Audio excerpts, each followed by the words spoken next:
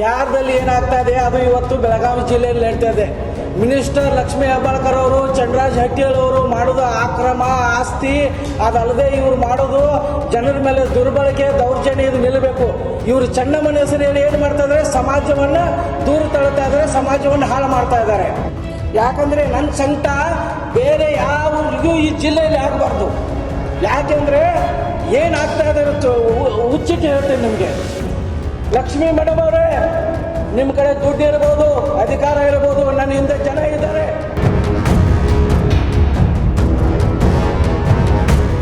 ಬೆಳಗಾವಿಯಲ್ಲಿ ಏನಾಗ್ತಾ ಇದೆ ಇದು ಬಿಹಾರ ಅಲ್ಲ. ಬಿಹಾರದಲ್ಲಿ ಏನಾಗ್ತಾ ಇದೆ ಅದು ಇವತ್ತು ಬೆಳಗಾವಿ ಜಿಲ್ಲೆಯಲ್ಲಿ ನಡೀತಾ ಇದೆ.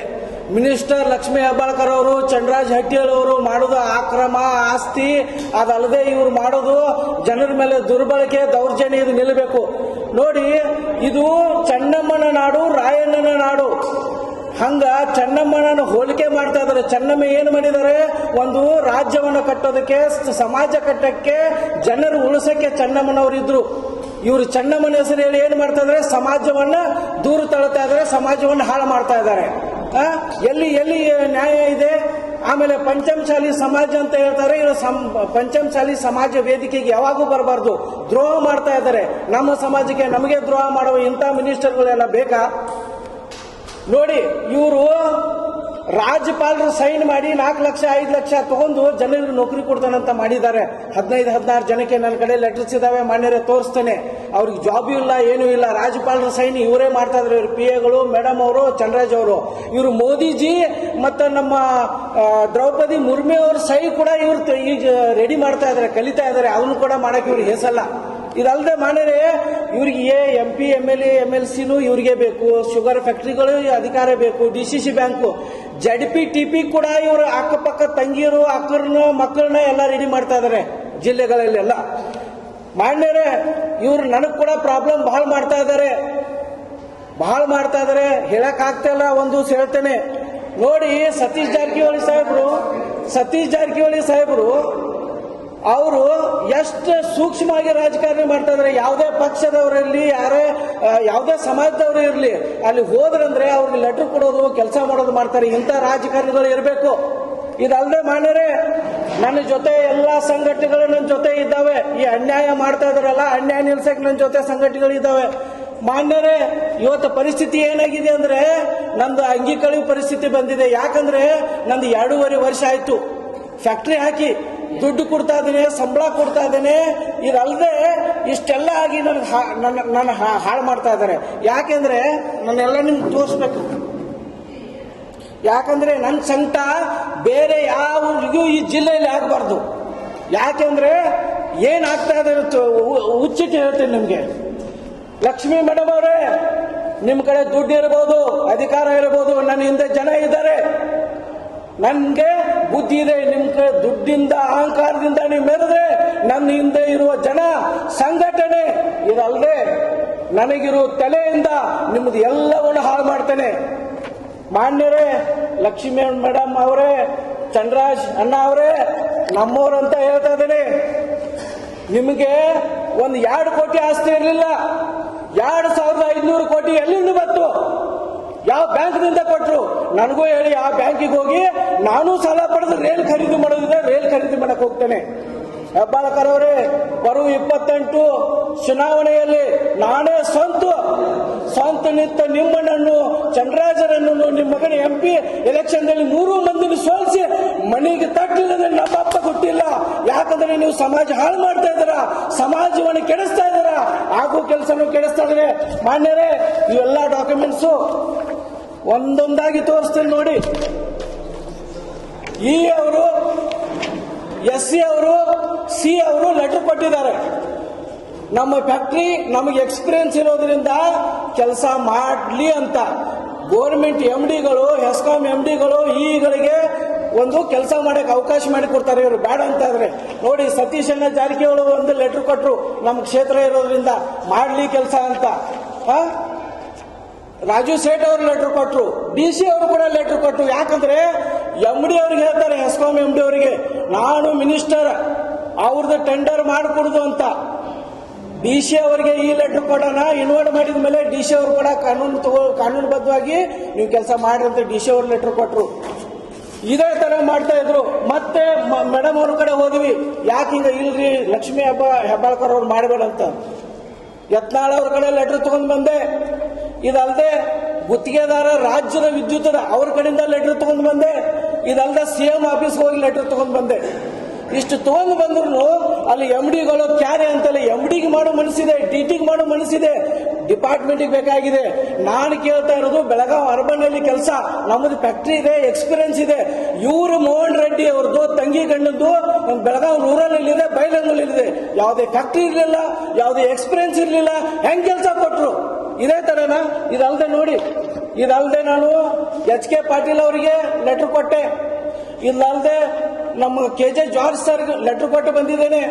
ಇದಲ್ಲದೆ ಚೀಫ್ ಅಡಿಷನಲ್ ಸೆಕ್ರೆಟರಿ ವಿದ್ಯುತ್ ಡಿಪಾರ್ಟ್ಮೆಂಟ್ ಅವ್ರಿಗೂ ಲೆಟರ್ ಕೊಟ್ಟಿದ್ದೇನೆ ಮಾಡ್ಲಿ ಅಂತ.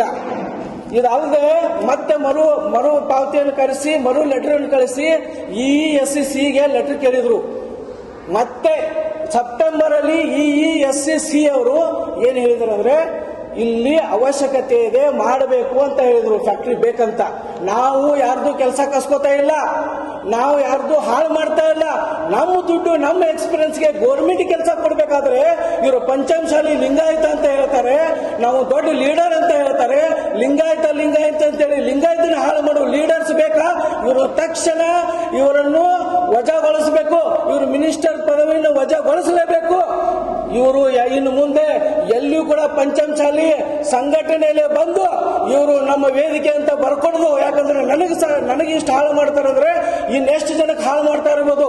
ಈ ರಾಜ್ಯದಲ್ಲಿ ಇವರು ತುಂಬಾ 2 ನಂಬರ್ ಕೆಲಸ ಮಾಡ್ತಾ ಇದಾರೆ, ಅಕ್ರಮ ಆಸ್ತಿ ಮಾಡ್ತಾ ಇದಾರೆ, ಡಿಪಾರ್ಟ್ಮೆಂಟ್ ಮೇಲೆ ತೊಂದರೆಯನ್ನು ಹೇರ್ತಾ ಇದಾರೆ. ಇವರು ಕೆಲಸ ಮಾಡ್ಬೇಕು. ಈ ತರ ಮಾನ್ಯರೇ, ಇದಲ್ಲದೆ ನೋಡಿ ಇವೆಲ್ಲ ಲೆಟರ್ ಇದಾವೆ. ಮಿನಿಸ್ಟರ್ಗೆ ಹೋಗಿದೆ, ಇದು CM ಅವರಿಗೆ ಏನ್ ಹೋಗಿದೆ ಅಂದ್ರೆ, ಸರ್ಕಾರ ಆದೇಶ ಸಂಖ್ಯೆ 420 ಅಂತ ಹಾಕಿ 3 ಲಕ್ಷ 4 ಲಕ್ಷ 5 ಲಕ್ಷ ಇಸ್ಕೊಂಡಿದ್ದಾರೆ.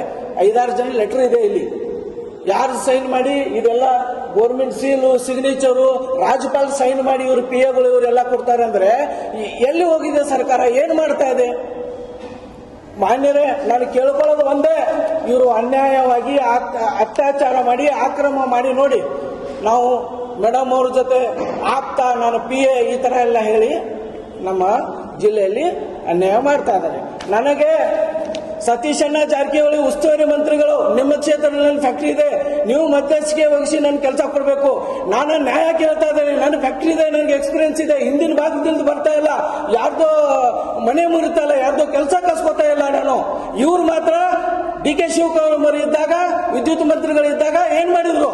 ಅವ್ರ ತಂಗಿಗೆ ಹಿಂದಿನ ಭಾಗದಿಂದ ಫ್ಯಾಕ್ಟ್ರಿ ಇಲ್ಲದೆ, ಎಕ್ಸ್ಪೀರಿಯನ್ಸ್ ಇಲ್ಲದೆ 2 ಕಡೆ ಕೊಟ್ಟಿದ್ದಾರೆ. ಇದನ್ನ ಯಾರು ಕೇಳೋರು? ಸತೀಶಣ್ಣ ಜಾರಕಿಹೊಳಿ ಉಸ್ತುವಾರಿ ಮಂತ್ರಿ ಅವರು ಭಾಗವಹಿಸಬೇಕು. ಇದಲ್ಲದೆ MD ಆದ ವೈಶಾಲಿ ML ಅವರೇ, ಹೆಸ್ಕಾಂ MD ಆದವರು, ನೀವೇನ್ರಿ IAS ಆಗಿದ್ದೀರಾ? ನೀವು IAS ಆಫೀಸರ್ ಆಗಿ ಬಿಟ್ಟು ಇಂಥ ಒಂದು ಮಿನಿಸ್ಟರ್ ಮಾತು ಕೇಳಿ ನೀವು ಕೆಲಸ ಮಾಡಲ್ಲ ಅಂದ್ರೆ ಏನ್ IAS ನೀವು? ಯಾಕೆ ನ್ಯಾಯ ಕೊಡೋ ಬದ್ಧತೆ ನಿಮಗಿಲ್ಲ? ಏನ್ ಕಲ್ತಿದ್ದಾರೆ ನೀವು IAS ಅಲ್ಲಿ? ಇದನ್ನೇ ಕಲ್ತಿದಾರ? ನಾನು ರಿಕ್ವೆಸ್ಟ್ ಮಾಡ್ತಾ ಇದ್ದೇನೆ, DT ಅವರೇ, ಹೆಸ್ಕಾಂ DT ಅವರೇ, ಅದಲ್ಲದೆ MD ಅವರೇ, ನಾನು ನ್ಯಾಯಬದ್ಧವಾಗಿ ಕೇಳ್ತಾ ಇದ್ದೇನೆ, ನನಗೆ ಕೆಲಸ ಸಿಗ್ಬೇಕು. ನನಗೆ ಕೆಲಸ ಸಿಗ್ಲಿಲ್ಲ ಅಂದ್ರೆ ಹೆಬ್ಬಾಳ್ಕರ್ 2 ಫ್ಯಾಕ್ಟ್ರಿ ಮುಚ್ಚೋದು ಗೊತ್ತು, ಕಾನೂನು ಗೊತ್ತು ನನಗೆ. ಯಾವ ತರ ಬೇರೆ ಬೇರೆ ರಾಜ್ಯದಿಂದ ಕ್ಲಾಸ್ ತೆಗೆದ ಫ್ಯಾಕ್ಟ್ರಿನೂ ಬಂದ್ ಮಾಡ್ತಾನೆ. ಬರುವ ಎಲೆಕ್ಷನ್ ದಲ್ಲಿ ನೀವು 3 ಜನ ಮನೆ ಕುಣಿಸಲು ನಮ್ಮ ಅಪ್ಪಗೆ ಗೊತ್ತಿಲ್ಲ.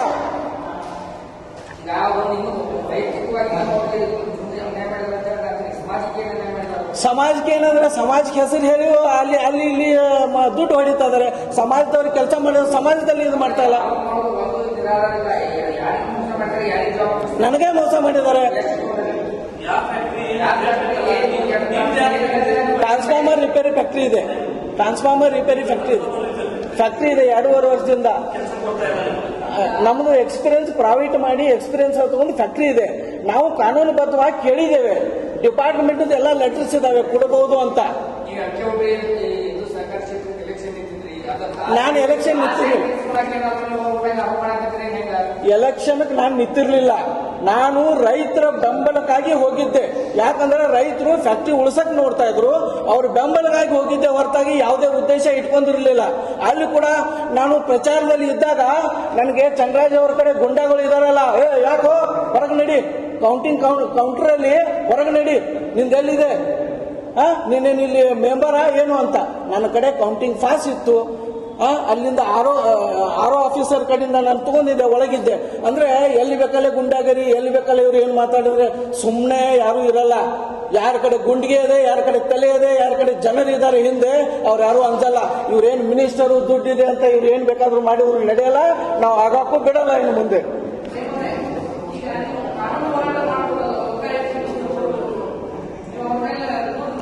ಹೌದು, ನಾನು RTI ಹಾಕಿದ್ದೇನೆ. ಚಂದ್ರರಾಜಣ್ಣ ಅವ್ರ ಮೇಲೆ, ಅಕ್ಕನ ಮೇಲೆ, ಅವ್ರ ಮಗನ ಮೇಲೆ RTI ಹಾಕಿದ್ದೇನೆ. ಅದೆಲ್ಲ ಪೇಪರ್ ಕಲೆಕ್ಟ್ ಮಾಡಿ ಇಟ್ಟಿದ್ದೇನೆ. ಇವ್ರ ಆಸ್ತಿಗಳು ಎಷ್ಟು ಮಾಡಿದ್ದಾರೆ, ಇಡೀ ರಾಜ್ಯದಿಂದ ಕರೆ ಬರ್ತಾ ಇದೆ. ನನ್ನ ಕಡೆ ಪೇಪರ್ ಎಲ್ಲ ಕೊಡ್ತಾ ಇದಾರೆ.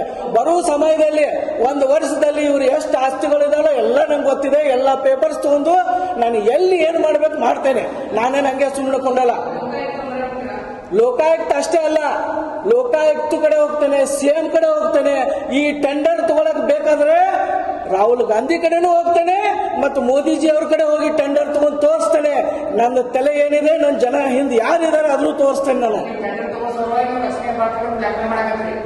ನಾನು ಬ್ಲಾಕ್ ಮೇಲ್ ಮಾಡ್ತಾ ಇಲ್ಲ ಮಾನ್ಯರೇ. ಇದು ನನಗೆ ಕೆಲಸ ಸಿಗಬೇಕಾದದ್ದು, ನನ್ನ ನ್ಯಾಯ ಕೇಳ್ತಾ ಇದ್ದೇನೆ, ಬ್ಲಾಕ್ ಮೇಲ್ ಅಲ್ಲ. ಹೌದು, ನನ್ನ ಫ್ಯಾಕ್ಟ್ರಿ ಇದೆ, ನನಗೆ ಎಕ್ಸ್ಪೀರಿಯನ್ಸ್ ಇದೆ, ನನ್ನ ಹಕ್ಕನ್ನು ನಾನು ಕೇಳ್ತಾ ಇದ್ದೇನೆ. ಬ್ಲಾಕ್ ಮೇಲ್ ಅಲ್ಲ ಇದು. ಈಗ ನನಗೆ ಅನ್ಯಾಯ ಆಗಿದೆ, ನನ್ನ ಮಾತು ಯಾರು ಕೇಳ್ತಾ ಇಲ್ಲ. 2 ವರ್ಷದಿಂದ ಓಡಾಡ್ತಾ ಇದ್ದೇನೆ. ವೈಯಕ್ತಿಕ ಅಲ್ಲ ಸರ್, ಇದು ವೈಯಕ್ತಿಕ ಅಲ್ಲ. ನಾನು ಮನೆಗೆ ಕೂಡ 9 ಬಾರಿ ಹೋಗಿದ್ದೇನೆ ಸರ್. 9 ಸರಿ ಅವ್ರ ಮನೆಗೆ ಹೋಗಿದ್ದೆ. ಅಕ್ಕ ಶರಣಾರ್ಥಿ 2 ನಿಮಿಷ ಮಾತಾಡ್ಬೇಕಂತ ಕೇಳಿದ್ರೆ 1 ಟೈಮ್ ಕೂಡ ಅವರು ಅವಕಾಶ ಮಾಡಿಕೊಟ್ಟಿಲ್ಲ. ಅದು ಕೂಡ ನನ್ನ ಕಡೆ ಫೋಟೋಸ್ ತೆಗೆದಿಟ್ಟಿದ್ದೇನೆ. ನಾನು ವಿತ್ ಲೊಕೇಶನ್ ಫೋಟೋಗಳೆಲ್ಲ ಇಟ್ಕೊಂಡಿದ್ದೇನೆ. ಅದಕ್ಕೆ ನೋಡಿ ಅವರು ಸುಳ್ಳು ಹೇಳಬಹುದು. ಅದಕ್ಕೆ DC ಕಡೆ ಇನ್ವೈಟ್ ಮಾಡಿ ಇಟ್ಕೊಂಡಿದ್ದೇನೆ. ಇದಲ್ಲದೆ ಇಲ್ಲಿ ನೋಡಿ, KJ ಜಾರ್ಜ್ ಸರ್ಗೆ, ಆಮೇಲೆ HK ಪಾಟೀಲ್ ಕಾನೂನು ಮಂತ್ರಿಗಳಿಗೆ, ಆಮೇಲೆ ಇವರಿಗೆ ಚೀಫ್ ಅಡಿಷನಲ್ ಸೆಕ್ರೆಟರಿ ಯಾಕೆ ಬರೆದಿದ್ದೇನೆ? ಇವ್ರು ಹೇಳ್ಬೋದು ಮಿನಿಸ್ಟರ್ ಇದೆ, ನಾನೇನಂಗ ಅಂದಿಲ್ಲ, MD ಹೇಳಿಲ್ಲ ಅಂತ. ಇದು ಸುಳ್ಳಾಗಲ್ಲ. MD ಅವರ ಹೇಳಿದ್ದಾರೆ ಬಹಳಷ್ಟು ಜನರ ಮುಂದೆ, ಅದು ಸುಳ್ಳಾಗಲ್ಲ. ಇವ್ರು ನನ್ನ ಸುಳ್ಳು ಮಾಡಕ್ ನಿಂತ್ರೆ ಅದು ದೇವ್ರು ಒಂದು ಕಾಕೊಂಡ್ ಕೂತಿರ್ತಾನೆ. ಆ ದೇವ್ರು ಏನ್ ಮಾಡೋದು ಮಾಡ್ತಾನೆ. ಮತ್ತು ಮುಂದೆ ಬರುವ ಎಲೆಕ್ಷನ್ ದಲ್ಲಿ ಜನ ನೋಡ್ತಾ ಇದ್ದಾರೆ, ಏನ್ ಮಾಡ್ಬೇಕು ಮಾಡ್ತಾರೆ.